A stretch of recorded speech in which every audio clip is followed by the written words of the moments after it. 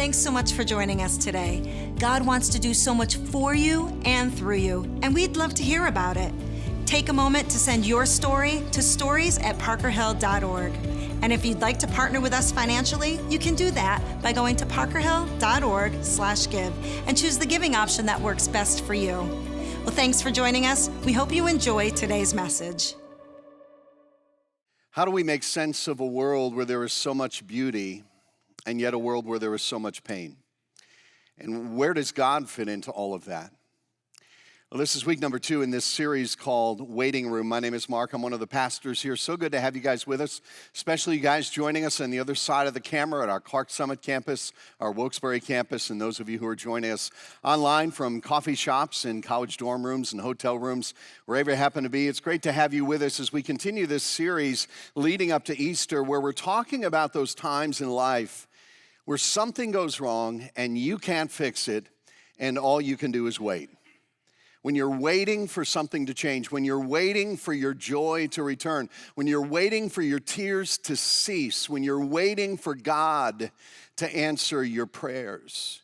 And I'll tell you what, those waiting room experiences of life can be so difficult because the longer we wait, the easier it is to begin to wonder. We wonder if God really cares about us, or we wonder perhaps if God is even there at all. And so during this series, we're talking about how to wait well, how to wait patiently, how to wait with hope and with peace in these seasons of life when it feels like we've been forgotten. And I believe that one thing that we really need in those waiting room experiences of life is perspective. And so we're going to talk today about the power of perspective, the power of perspective. Let me start by putting a sentence up on the screen for you.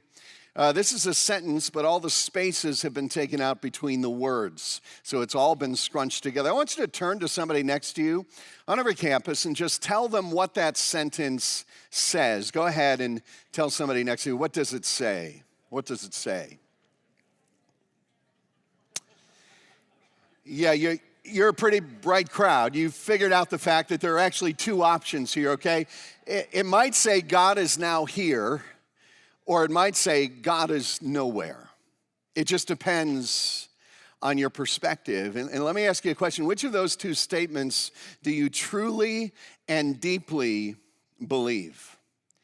And I've discovered that many people go back and forth between those two statements depending on the circumstances of their lives. In other words, when life is going really well, it's clear to us that God is now here, right? You got the job, you beat the cancer, you won the award, and we say things like, God was with me. You know, God's hand was really upon me. But then when life seems to be falling apart, our perspective can begin to shift and we can drift into that second statement. You know, when your marriage falls apart, when your kids are rebelling, when you lose your job, you begin to say, God, where are you? God, you seem so distant. You seem so silent. And you begin to believe not that God is now here, but God is nowhere. And I'll be honest with you, I find myself sometimes, based on the circumstances of my life, beginning to drift into that second statement. You see, 12 letters, but it can say two very different things depending on how you look at it, depending on your perspective. And life is the same way. In the circumstances of our lives, two people can have the very same circumstances, but with two very different perspectives, they can come to two very different conclusions. So I want to talk about the power of perspective, and today we're going to look at a part of the Bible, the book of Ecclesiastes chapter 3, a part of the Bible that you may actually be familiar with. Ecclesiastes, by the way, it's a funny name, but it's actually written by Solomon, who was one of the greatest kings of Israel, and was, according to Scripture, one of the wisest men who ever lived. And the book of Ecclesiastes is simply his observations about life. His observations about life, both from an earthly perspective and from an eternal perspective. And Ecclesiastes chapter 3 is one of those parts of the Bible that even if you didn't grow up in church, even if you haven't read much of the Bible, you will probably recognize this passage. In fact, this is the opening statement. It says, there is a time for everything and a season for every activity under the heavens. And you may have heard somebody read this passage at a funeral, read this passage at a wedding. If you're over 40 or 45, whenever you read this passage, there's a tune that begins to go through your head. Because back in the 60s, these guys, the Byrds, they actually put Ecclesiastes 3 to music, and it was a song called Turn, Turn, Turn. Turn to everything, turn. You remember that song, some of you older people? Yes. And it came up again in Forrest Gump, and every time it tends to drift away, it comes back up again somewhere. But this was the number one song in 1965 by the Byrds. It was Turn. And so the only time in history that a number one hit song had lyrics written by God himself, right? And so most people know the words of Ecclesiastes chapter 3. But I don't think very many people really understand the significance of those words. So I'm kind of excited to teach on this passage. And if I could give you one sentence to summarize Ecclesiastes chapter 3, it would be this: I can't choose my season, but I can change my perspective.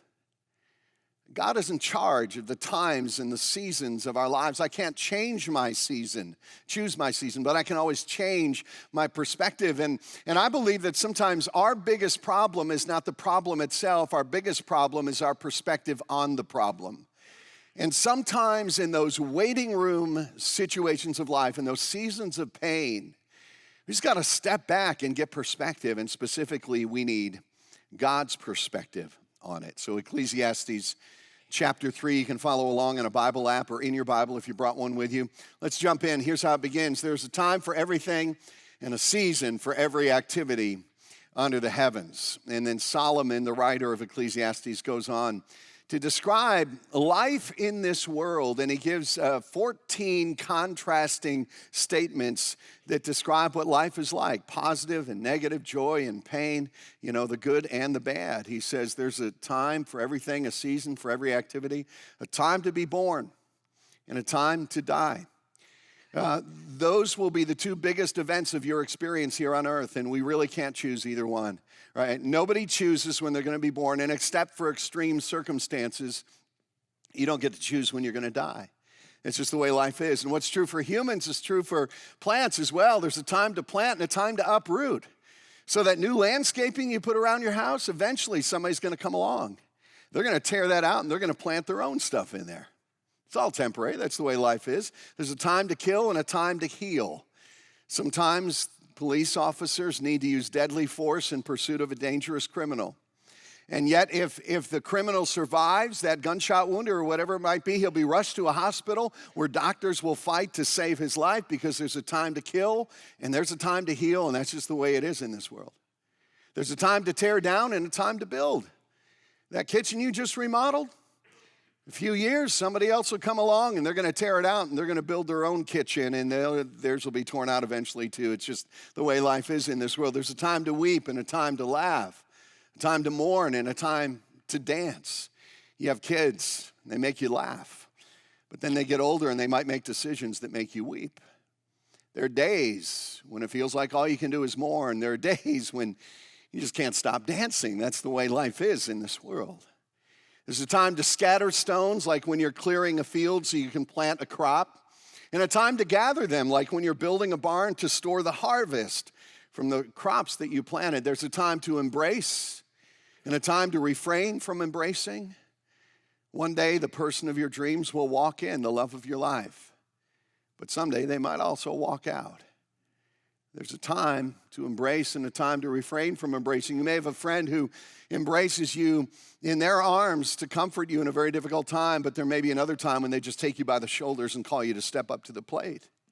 There's a time to search and a time to give up. There's a time when we still have hope and we keep searching, but then there's a time when we run out of hope and we give up the search, and that can always be a very painful decision. There's a time to keep and a time to throw away.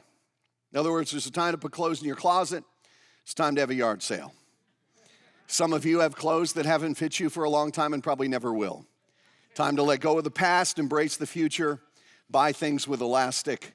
There's a time to keep, time to throw away. There's time to tear and a time to mend. Guys, you know that your favorite sweatshirt you have, there's a time to mend it, but there's also a time to tear it up and use it for rags to wash the car. There's a time to be silent and a time to speak. And one of the greatest skills in life is knowing when to do which one. There's a time to love, and a time to hate. You say, a time to hate?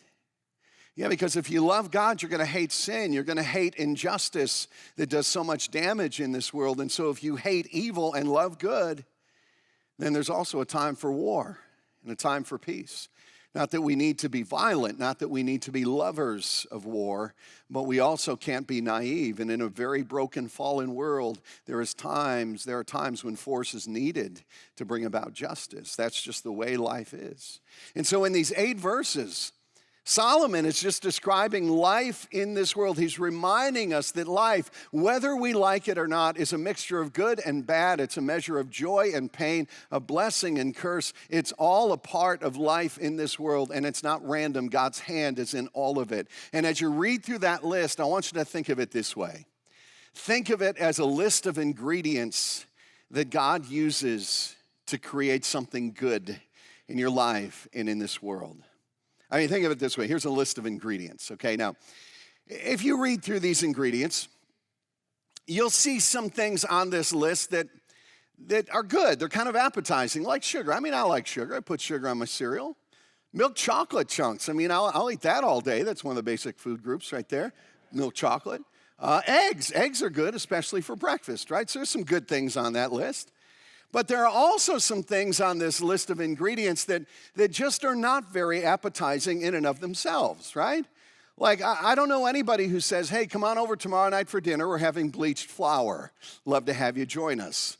I don't know any mom who says, hey, honey, I hope you have a great day at school. I packed your lunch, gave you a Tupperware container with vegetable shortening. I hope you enjoy it. I don't know anybody who's ever said, man, I'm so hungry I could really go for some sodium pyrophosphate, Don't know what that is. There's some things on that list that in and of themselves are not very appealing, not very appetizing. But if you take all these ingredients and if you mix them together in just the right way, do you know what you get? You get one of these. This is a Chick-fil-A chocolate chunk cookie. I did not say chocolate chip cookie, a chocolate chunk cookie from Chick-fil-A, which makes it a Christian cookie, by the way. These are very good. These are my favorite cookies of all time. 350 calories of absolute awesomeness. This is why most of our staff want to work at the Wilkes-Barre campus, because you all have a Chick-fil-A down there. We don't have one in Scranton. So this is great. Now, here's my point. Some of these ingredients, they are not very appealing at all. Some of them are downright distasteful. But you put all those ingredients in the hands of a skilled baker who can mix them together in just the right way, and the result is that you get a Chick-fil-A chocolate chunk cookie. And here's my point. I believe that God can do the same thing with the ingredients of our lives. Every sorrow, every fear, every hurt, every joy, every blessing, every season of planting, every season of uprooting, everything that gets mended, everything that gets torn, every time of embracing, every time you refrain from embracing, all of that, God can take all of that and by his sovereign hand put it together in a way that creates something beautiful in our lives. But see, here's the thing. We don't necessarily like that. We don't want that. Like, we wish we could choose. We wish this was like the buffet at Ruby Tuesdays, where you could just pick and choose the things on this list that you like. We wish there were options like time to be born, I'll take that. Time to die, no thanks. Or at least peacefully well after I'm 100 years old. Time to plant, time to uproot, I'll take the planting. Time to kill and a time to heal, I'm definitely gonna go with the healing on that one. Time to tear down and a time to build. I like building things, I'm gonna go with build. Time to weep and a time to laugh. I'd like to laugh until I weep. I think I'll take that combination on that. Time to mourn and a time to dance. I'd like to dance, but not too much because I grew up Baptist. Time to scatter stones, a time to gather them. I like gathering things. Time to embrace and a time to refrain from embracing. I'll take embracing. In moderation, I'm not real huggy. A time to search and a time to give up. I don't like giving up. I'm going to search on that one. Time to keep and a time to throw away. I'm going to go with keep because you never know when you might need it. Time to tear and a time to mend. I like mended things, not torn things. My jeans are not torn. A time to be silent, no thank you. Time to speak, yes, I like to be heard. Time to love and a time to hate, a time of war, a time for peace. I'll take love and peace. See, what we want to do is we just want to pick and choose the things in life that are pleasant, all of the good things, none of the painful things, none of the things that hurt me or stretch me or bother me. But here's the thing. God loves me too much to let that happen. Because people who are never stretched, people who never hurt, people who never mourn, become very shallow, self-absorbed, spoiled, rotten kind of people. See, nobody likes to eat flour, but everybody loves chocolate chip cookies. But you don't get the chocolate chip cookies without the flour. And you don't become the person that God is calling you to be without some unpleasant experiences in life. That's just the way that it works. And I believe that God, in his sovereignty, uses all of our times and all of our seasons, the good and the bad, the painful and the joyful, to create something in us. I saw an example of that in a book I read some time ago by Bob Benson called The Journey Home, and he tells this great story. He says this: I have a friend who suffered a heart attack. At first, they didn't even know if he would survive it, but he ended up making a complete recovery. Several months later, I asked him, how did you like your heart attack? It scared me. Would you do it again? No. Would you recommend it? Definitely not. Are you crazy? I asked him, does your life mean more to you now than it did before? Well, yes. You and your wife always had a beautiful marriage, but are you closer now than ever? Yes. Do you have a new compassion for people, a greater understanding and sympathy? Yes, I do. Do you know the Lord in a deeper way than you ever have before? Yes. So, how'd you like your heart attack? Silence was his answer. See, there are good things in life and there are difficult things in life. There's going to be laughter, there's going to be tears, there's going to be success, there's going to be defeat. And I believe that God can use all of it to make us the people that he is calling us to be. And perspective means that I step back from my immediate season, whatever that season might hold, and I try to look at my life and look at history and look at the world through the eyes of God, who has the ability to leverage both good and bad, both painful and joyful, for some very good purposes. But listen, you can only get there if you look at life from God's perspective. Now, this book of Ecclesiastes is interesting because Solomon, as he writes it, he will sometimes take a devil's advocate position. He will sometimes take the position of the cynic, and he'll ask, as he's writing, the questions that other people might sometimes ask. So he talks about life and all that life holds, and then it goes on to say this in verse 9. He says, and he's asking this question from the perspective of the cynic, what do workers gain from their toil? I've seen the burden God has laid on the human race. In other words, so many people would look at the circumstances of life and they would say, what's the point? Every day I get up hard and I work to build something only to see it torn down later on. I arrange my life in a way that brings me happiness, but then something happens and it's all gone. What's the point? I invest my time and energy in building relationships, but then something happens and my heart ends up broken. What is the use? What do workers gain from their toil? God has put a burden on us. And see, that's blatant honesty, and that's just the way some people see the world. If you don't believe in a God who is all powerful and all loving, then the world just seems kind of random, right? You get up every morning and it's like pulling the lever on a big cosmic slot machine. You might win big, you might lose big, but you just don't know because it's all so random. And I think that's why so many people live lives of frustration and anger and depression, because they can only see their circumstances from their limited perspective. And so Solomon says, devil's advocate, cynic opinion, what do workers gain from their toil? And then he keeps writing here, and he kind of lifts our perspective back up above the mundane circumstances of our lives. And in verse 11, he goes on to say this: He, God, has made everything beautiful in its time. Not that everything is beautiful in your life. Some things in your life are downright painful, especially if you're in that waiting room situation. But God has the ability, he has the power over time, Solomon is saying, to make everything beautiful, the painful and the joyful, the weeping and the laughing, the good and the bad. He has the ability to take all of that and make it into something that as an end result is beautiful. And then he keeps writing here, and he describes in the middle of verse 11 a tension here. He says, he has also set eternity in the human heart, yet no one can fathom what God has done from beginning to end. Let me break that down for you. Look at that middle sentence. He has also set eternity in the human heart. Here's what that means. That deep down in the heart of every human being, we know that there is something more.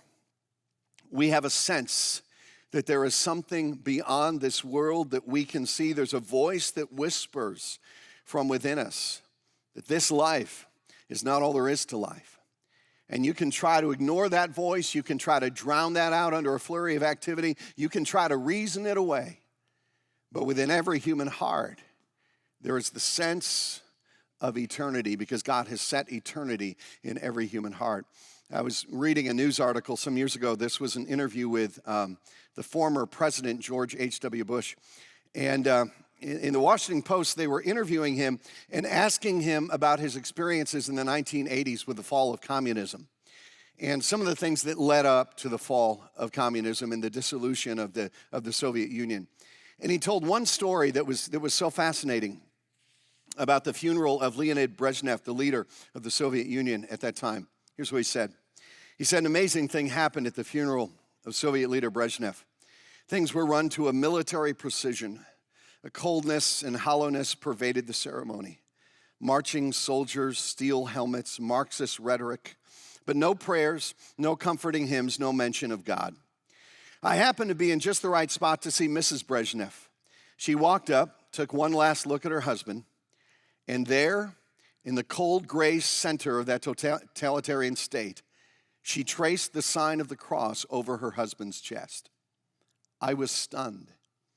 In that simple act, God had broken through the core of the communist system, and it became clear to me decades, even centuries of harsh secular rule can never destroy the intuitive faith that is in us all. In other words, no matter who we are, we all have this inner sense of the eternal. We may try to reason it away. We may try to bury it under a flurry of activity. We may try to ignore it. But there is a sense within all of us that there's something bigger out there and something bigger going on. But here's the difficulty. Here's the tension. We have a sense of eternity, but we can't see it right now. And so it goes on to say this in verse 11. He has set eternity in the human heart, and yet none of us can fathom what God has done from beginning to end. Do you see the tension there? Our hearts tell us that there's something more, and yet our minds can't fit the pieces together because we are creatures of time, and God is a God of eternity. And he sees from his perspective what we can never see from ours, and so we have to try to adopt his perspective on our circumstances. It's a little bit philosophical, so let me try to illustrate this for you. There's an art form that became popular about 20 years ago, something called a photo mosaic. And a photo mosaic is a picture that's created by assembling a bunch of smaller pictures together. Let me show you an example of a photo mosaic. This is an image, as you can tell, of Abraham Lincoln.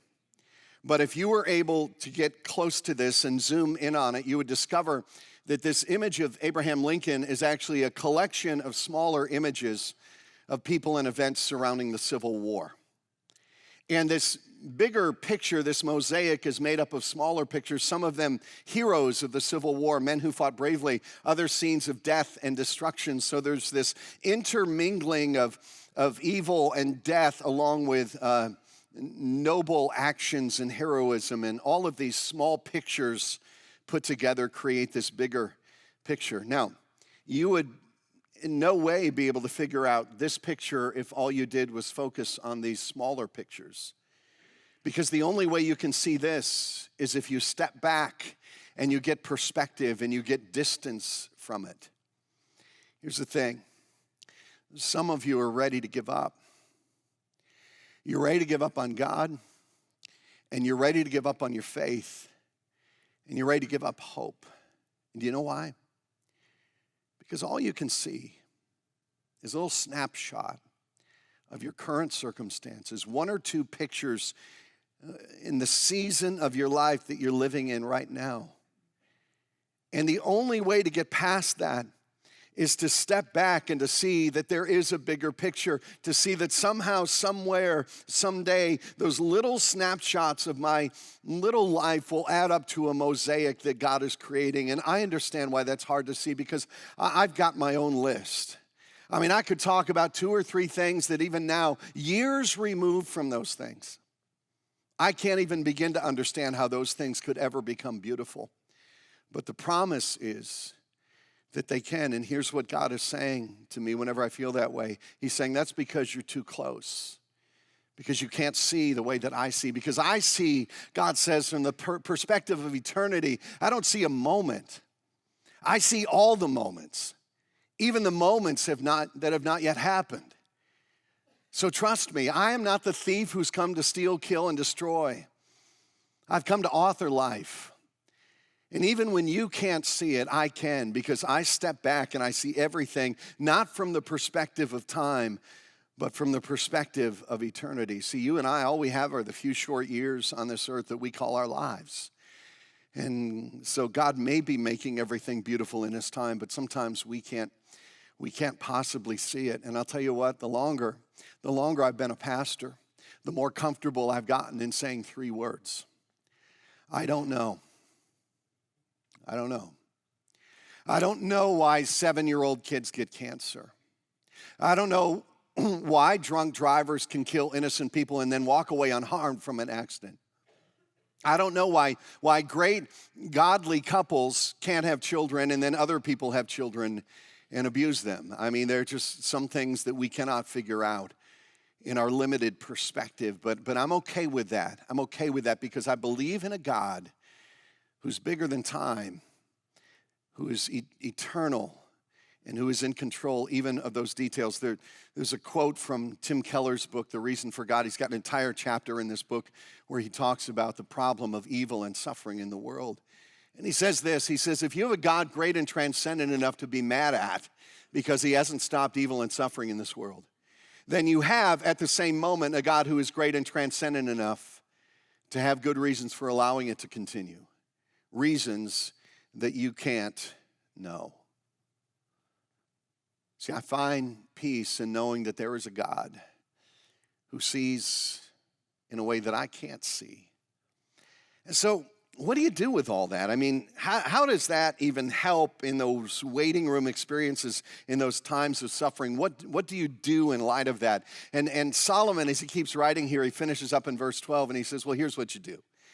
He says, I know that there is nothing better for men than to be happy and do good while they live, that everyone may eat and drink and find satisfaction in all his toil. This is the gift of God.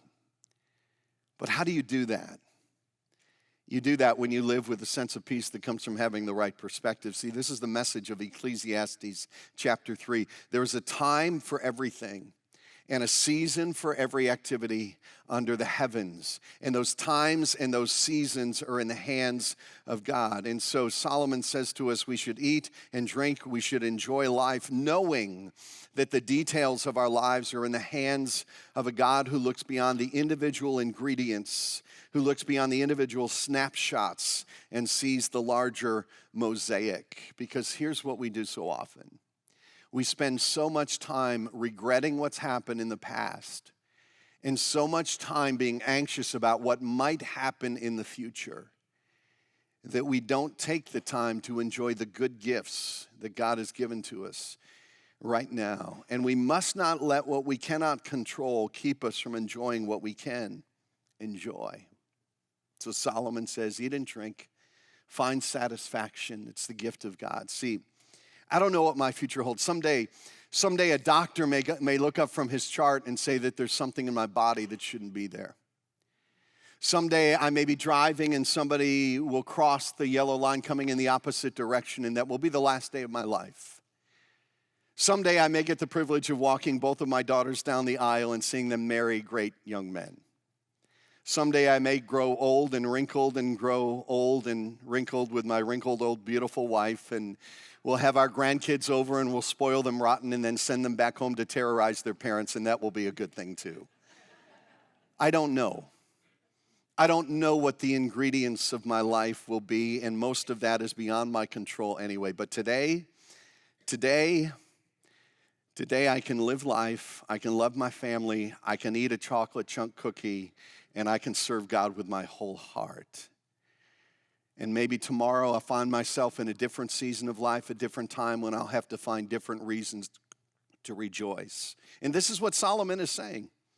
He's saying, listen, when you've got money, when you've got food, when your health is good, when it's a time to build, when family's going well, rejoice, enjoy life, and drink that in deeply. But when your health is bad, and when you don't have enough food to eat, and when death is near, and when everything is heavy and oppressive, then rejoice in that season as well. But rejoice in knowing that even those difficult times, those seasons of pain, those seasons of waiting, are part of God's plan and His control as well. Let me say it one more time. I can't choose my season, but I can change my perspective. And maybe for some of you, this is very personal, it's very raw. And I know that some of you have stories that if you told me your story, I wouldn't have an answer for you. And some things we just have to chalk up to mystery. But I hope today you can at least hear God saying to you, I know it stings. I know it hurts this season. I know it's difficult. But I hope that you also know that I have not abandoned you and that I can leverage everything in your life, good or bad, laughter or sadness. I can leverage all of it for my good purposes. I hope you take comfort in that you trust me, that you keep praying, that you keep pursuing me. And here's the great thing if you're a believer. Here's the great promise if you're a follower of Christ, that someday when this life ends and we step into eternity, we will no longer be limited in our perspective by our days and years on this earth. We will then see clearly from God's perspective. And I believe that on that day, we will stand next to our Savior, look back over the course of history, look back over time, look back over our lives, and see all the ingredients in the recipe, and see all the images in the mosaic, and we will stand there and we will say, you have made everything beautiful in your time. But until then, we live in the waiting room. And we just have to wait well.